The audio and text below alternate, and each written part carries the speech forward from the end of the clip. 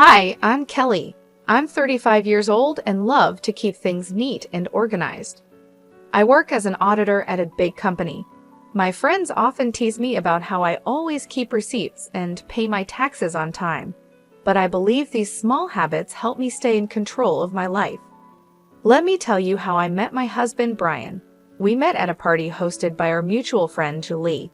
I remember that evening well. I was drinking a glass of wine and chatting with some old college friends when Brian walked in. He was a bit older, with a confident walk and a charming smile. He worked as a manager at a food sales company. "Hey, I'm Brian. Mind if I join you?"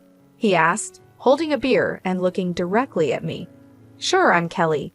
Nice to meet you," I replied with a smile. We started talking, and I was surprised by how easy it was to chat with him. We discovered that we both loved hiking and had a shared passion for classic rock music. A few months into our relationship, Brian invited me to his sister Lauren's barbecue. It was my first time meeting his family, and I was a bit nervous. When we arrived, Lauren greeted us warmly, but her 5 kids were a different story. They were running around, screaming, and throwing toys everywhere. "Hey Lauren, this is Kelly," Brian said, introducing me. "Nice to meet you, Kelly. These are my little rascals, Paul, James, and Helen," Lauren said, barely holding onto James, who was trying to squirm out of her grasp. "Nice to meet you all," I replied, trying to hide my discomfort. As the evening went on, the kids got wilder. They were climbing on furniture, throwing food, and yelling at the top of their lungs. I looked at Brian, hoping he would say something, but he just smiled and shrugged. "Aren't they just full of energy?" he said with a chuckle. I forced a smile and said, "Yeah, they sure are." As Brian and I got closer, we started talking about our future together. He proposed to me during a hike on top of a beautiful hill overlooking the valley. It was simple and sweet, just the way I liked it. Our wedding was lovely, except for one little problem: Lauren's kids. They were running around, making a mess, and being loud. Lauren didn't seem to mind, and Brian thought it was funny. "Look at them, they're having so much fun," Brian said, laughing as he watched them spill drinks and toss food around. "Yeah, but they're also making a huge mess," I replied, trying to keep calm.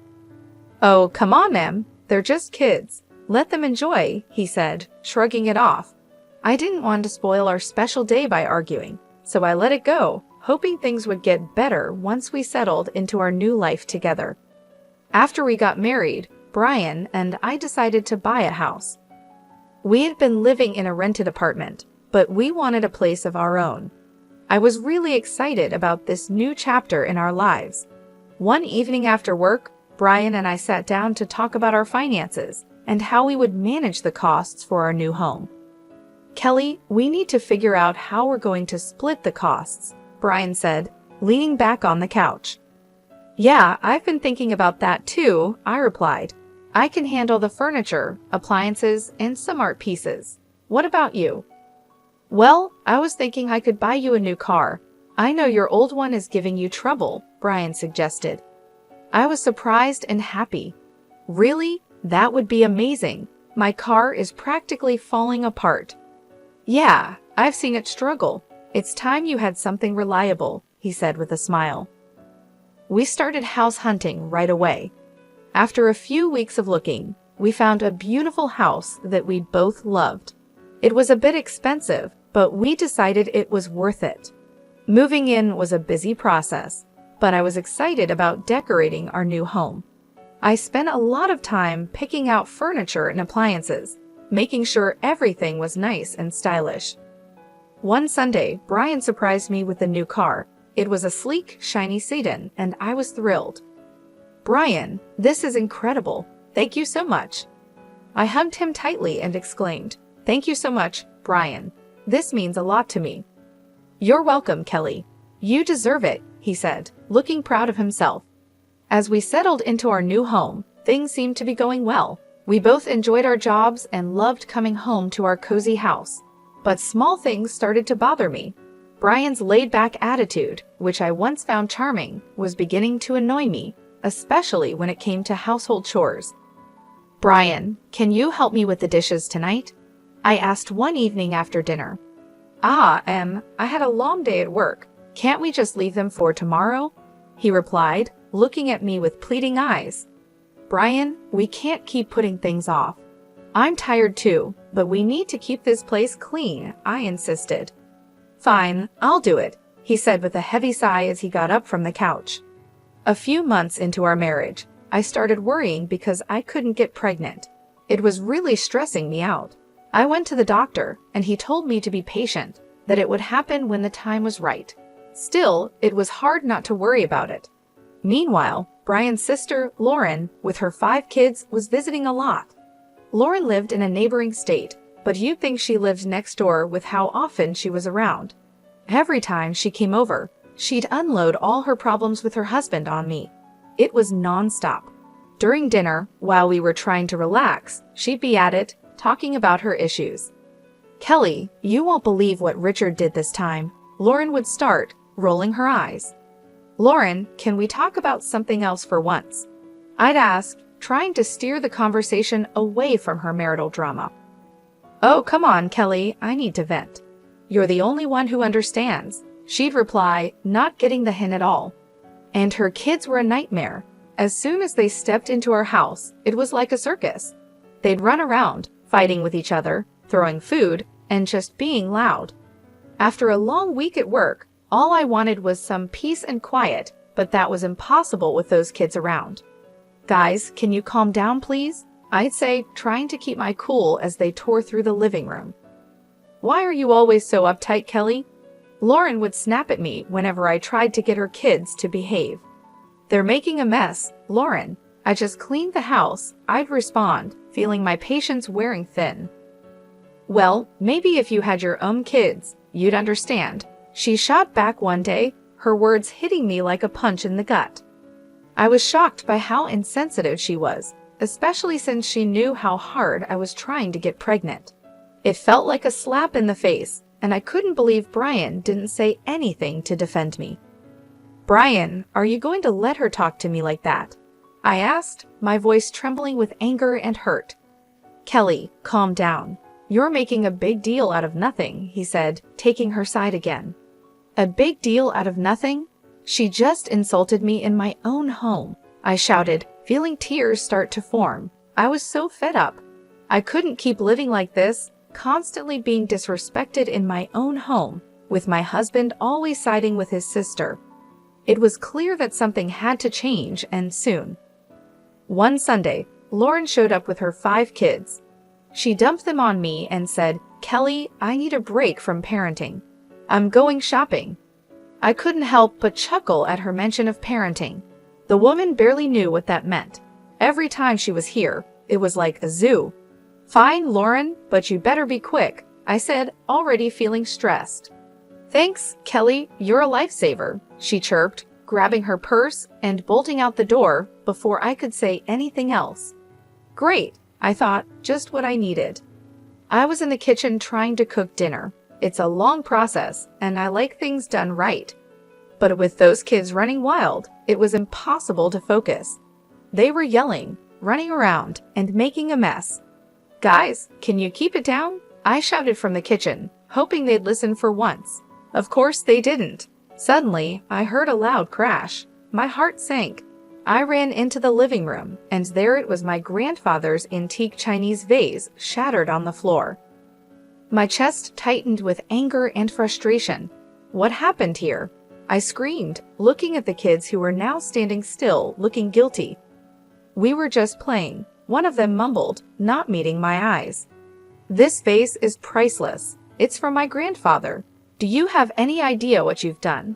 I was livid, shaking with anger. Just then, Brian walked in, looking all calm and clueless. "What's going on, Kelly?" "Your nephews just broke my grandfather's vase. Look at this mess." I pointed at the shattered pieces on the floor. "Calm down, Kelly. It's just a vase. We can get it fixed," Brian said, shrugging like it was no big deal. "Just a vase? This isn't about the vase, Brian. It's about respect. I'm tired of this. Every time Lauren comes over, our house turns into a mess. "And you don't care," I shouted, my voice cracking with frustration. Just then, Lauren walked in with shopping bags, looking annoyed. "What's all this yelling about?" "Your kids broke my grandfather's vase, Lauren. Look at this mess." I pointed at the floor, trying to hold back my tears. "Well, maybe you should have kept a better eye on them, Kelly," she said, not even bothering to apologize. "Are you kidding me? They're your kids, Lauren. I shouldn't have to watch them." I was furious, my hands shaking with anger. Brian just shook his head, looking annoyed. "You're overreacting, Kelly. Just drop it." "Overreacting? I've had enough of this. I'm tired of being treated like I don't matter in my own home," I screamed, the tears finally spilling over. Brian just stood there, silent and cold, while Lauren smirked like she had won something. I couldn't take it anymore. I stormed out of the room, feeling a mix of anger, hurt, and betrayal. We've been dealing with Lauren and her kids' chaotic visits for months, but I had no idea what was coming next. One morning, Brian was sitting at the kitchen table, munching on his toast, when he casually dropped a bombshell on me. "Kelly, I need to tell you something. Lauren's getting divorced, and she's moving in with us with the kids for a few months," he said, like he was just telling me the weather. I almost dropped my coffee. "What? Are you serious? Our house is already a madhouse when they visit for a day. How are we supposed to handle them living here for months?" "She's my sister, Kelly. She needs our help. You need to be more understanding," he said, looking at me like I was the one being unreasonable. "Understanding? I've been more than understanding, Brian, but this is too much. Why can't we rent a place for her nearby? I'll even pay for the first month's rent," I suggested, trying to keep my cool. "No, she'll be better off here. Plus, you can help with the kids and keep things clean," he said like it was the most obvious thing in the world. "I'm not a babysitter, Brian. I work too, and I need to relax when I get home," I said, my frustration boiling over. "Stop being so selfish, Kelly. It's family, they need us," Brian said, his tone getting sharper. "I'm not being selfish, Brian. I'm just asking for a fair solution. I don't want my life turned upside down," I said, feeling my anger rise. "Well, they're coming tomorrow evening, so you better get used to the idea," he said, standing up and leaving the kitchen. I couldn't believe it. I felt completely blindsided and betrayed. The next morning, I woke up early, still fuming from our argument. I got dressed for work and went to grab my car keys, but they were nowhere to be found. When I called Brian, he answered, sounding way too calm for my liking. "I took the car. It's mine, remember? I'm giving it to Lauren so she can use it for the kids," he said. I was stunned into silence for a moment. "You're giving my car to Lauren? Are you serious right now?" "It's not your car, Kelly. I paid for it, and she needs it more than you do," he said, sounding matter-of-fact. "That's the last straw, Brian. You've taken everything from me, and I'm done," I said, my voice shaking with anger. "What are you talking about? Don't be dramatic, Kelly," he said, clearly not understanding. I stood there in the hallway, holding my phone, unable to believe what was happening. It felt like a nightmare I couldn't wake up from. How had things gotten so bad? I picked up the phone and called a moving company. "Hi, I need a team to move some furniture and appliances today. It's urgent." The movers arrived a couple of hours later. I showed them around the house, pointing out the items to be moved. "Take everything: the beds, sofas, chandeliers, even the faucets in the bathroom." The movers got to work, and soon the house started to look empty. I felt a strange sense of relief watching them carry out each piece of furniture. As the last item was loaded onto the truck, I directed them to my mom's house. "Everything goes there. Thanks for the quick work, guys," I said, handing them a tip. With the house now bare, I grabbed my essentials and headed to my mom's place. A few hours later, my phone started buzzing. It was Brian calling repeatedly. I ignored the calls, feeling a mixture of anxiety and empowerment. That evening, there was a loud knock on my mom's door. I opened the door to find Brian standing there, looking furious. "What the hell, Kelly? What did you do?" he shouted as he stormed into the living room. I took my stuff, Brian. You took the car, so I took what I bought, I said, keeping my voice calm. This is insane. You stripped the house bare. Where are Lauren and the kids supposed to sleep? He yelled, his face red with anger. That's your problem, Brian. You made this mess. Now you deal with it, I replied, crossing my arms. You're a thief, Kelly. You stole everything, he shouted, waving his arms around. I didn't steal anything. Here are the receipts, I said, pulling out a folder and showing him the proof of purchase for all the furniture and appliances. He looked through the receipts, his anger turning to frustration. Fine, Kelly. If this is how you want to play it, I'll file for divorce. I took a deep breath and handed him a stack of papers. Already done. Here are the divorce papers. Sign them and we're done. He stared at the papers, his face pale. You're really serious about this, aren't you? Dead serious, Brian. I deserve better than this, I said, feeling a strange sense of calm wash over me. He took a pen from his pocket, signed the papers without another word, and handed them back to me. Fine, Kelly, have it your way. I watched as he turned and walked out of my mom's house, the door slamming behind him. I stood there for a moment, feeling a mix of relief and sadness. It was over, and I knew it was the right decision. That night, I sat down with my mom and talked about everything that had happened. She was supportive and agreed that I had made the right choice. Kelly, you've been through a lot. It's time you focused on yourself and your happiness, she said, giving me a comforting hug. Thanks, Mom. I just need some time to figure things out, I replied, feeling a weight lifted off my shoulders. Over the next few days, I started to settle into a new routine. I began organizing my new space at my mom's house and planning my next steps. It was a fresh start, and for the first time in a long time, I felt hopeful about the future. I knew the road ahead wouldn't be easy, but I was ready to face it. I had taken back my life, and there was no turning back. After divorcing Brian, we sold our house and split the money. It was time to set up my own place. My mom's house was great for a while, but I needed my own space.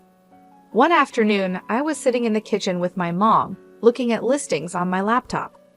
Mom, I think I found a place that looks perfect. It's a small apartment downtown, close to work, I said, showing her the pictures. She looked over my shoulder and smiled. That looks nice, Kelly. Have you called the realtor yet? Not yet, but I'm going to do that right now, I said, feeling a bit excited. I dialed the number and waited for the realtor to pick up. After a few rings, a friendly voice answered. Hello, this is Larry. How can I help you? Hi, Larry. My name is Kelly. I'm interested in the apartment you have listed downtown. Is it still available? I asked, crossing my fingers. Yes, it's still available. Would you like to schedule a viewing? He replied, sounding hopeful. Absolutely. How about tomorrow afternoon? I suggested, trying to sound calm. That works for me. I'll see you at 4 p.m., Larry said before we ended the call. The next day, I headed downtown to meet Larry and check out the apartment. When I arrived, he was waiting outside the building with a friendly smile on his face. Hi, Kelly. Nice to meet you.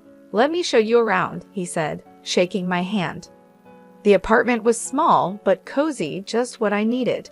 It had a nice kitchen, a spacious living room, and a small balcony with a decent view of the city.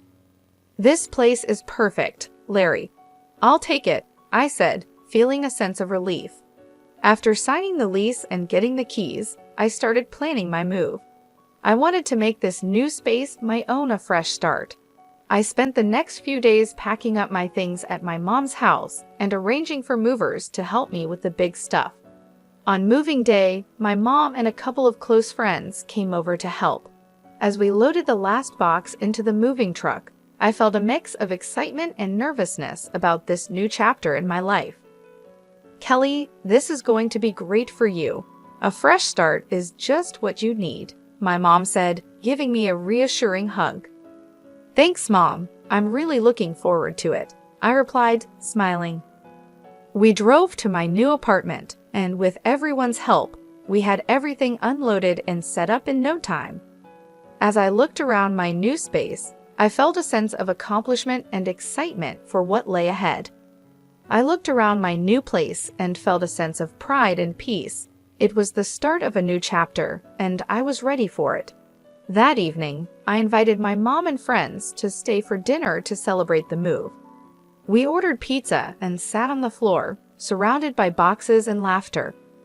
"Cheers to Kelly and her new place," my friend Julie said, raising her glass of soda. "Thanks, guys.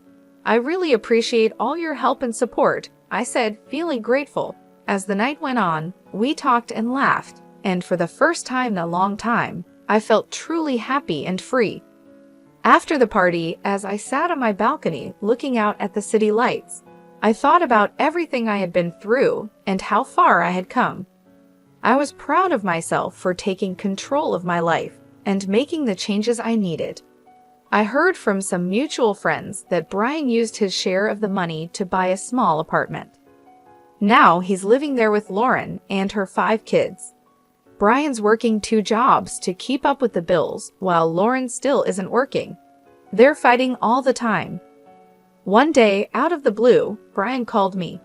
I was surprised to see his name pop up on my phone, but I decided to answer, curious about what he had to say.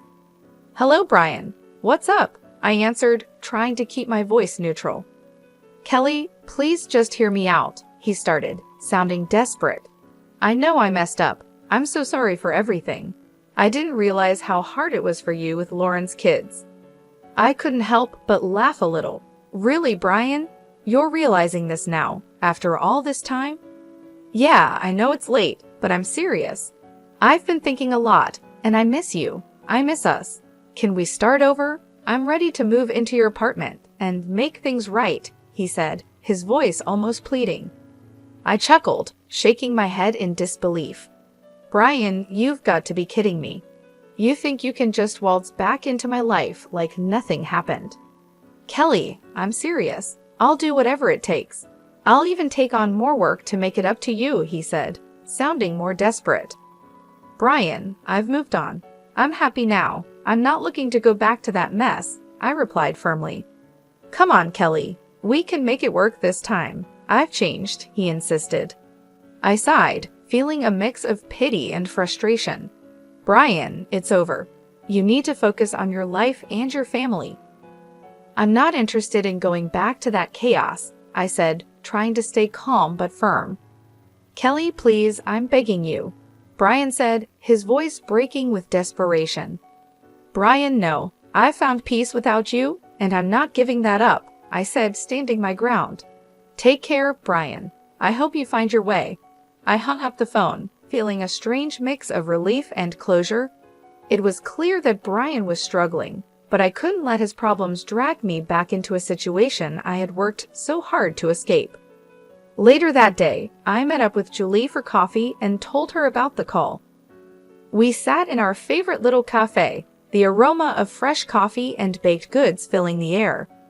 "You won't believe who called me today," I said, rolling my eyes as I stirred my coffee.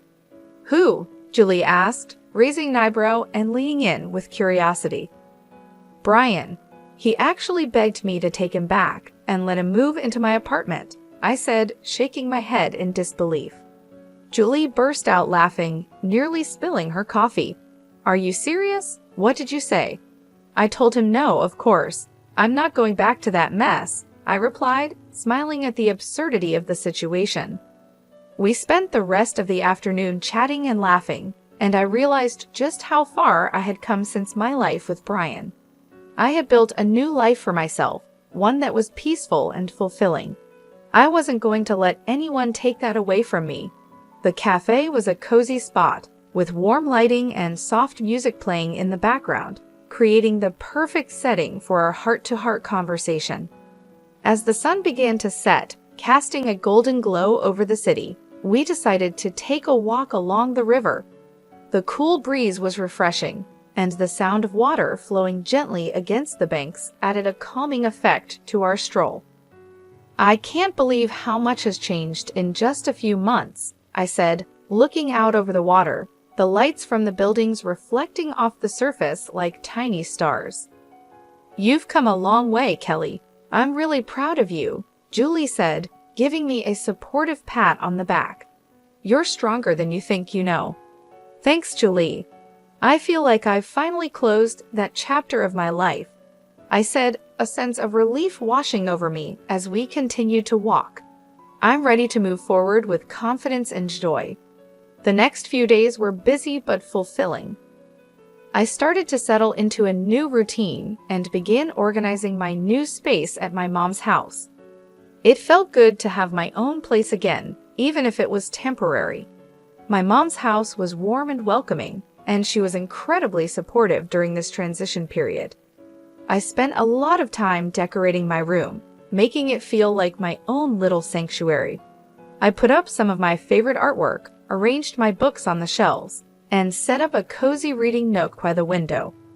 It was a space where I could relax and feel at peace, away from the chaos and stress of the past. One evening, as I was unpacking the last of my boxes, my mom came into the room with 2 cups of tea. "Thought you might need a break," she said, handing me a cup and sitting down on the edge of the bed. "Thanks, Mom. I appreciate it," I said, taking a sip of the warm tea.